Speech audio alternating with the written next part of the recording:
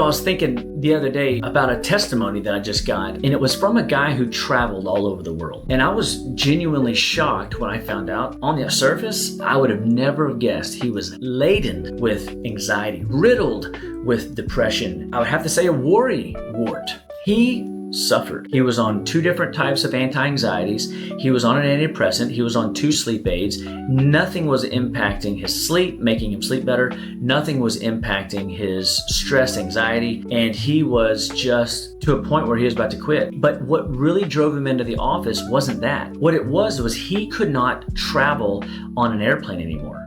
And he has a job that calls him to travel. And so his boss was a patient of ours and referred him in. And he could literally walk onto an airplane and just feel claustrophobic because the ceiling was 3 inches or a foot or whatever, right, of the ceiling, being all kind of boxed up to the person next to you. And that really started affecting him. So his body became so sensory overloaded that he couldn't even handle closed, tight environments, big bodies of people, much less the idea of air travel in a tin can at 10,000 feet, running at 1,000 miles an hour. Fascinating. This guy comes in, and so I go, well, yeah, I got this. I've helped people with what I call odd, one-off anxious anxieties that in this case were preventing him to work. We approached him like we do everybody. Start with food. What is he eating? Breakfast, lunch, and dinner. How much water is he getting in? Or what fluid is he getting in? Because I had this one patient come in, they were sucking down artificial soda, the diet kind. Anything that says diet light, sugar-free, gotta get it out of your body. It's a #1 destroyer of nerves, neurons in your brain, and it will cause your brain to malfunction, have a mental break quick, fast, and in a hurry. I've seen wheelchair-bound people get up and walk, by the way, getting rid of these artificial sugars. If it's the blue stuff, the yellow stuff, or the pink stuff, you gotta get it out of your diet. Your life will be better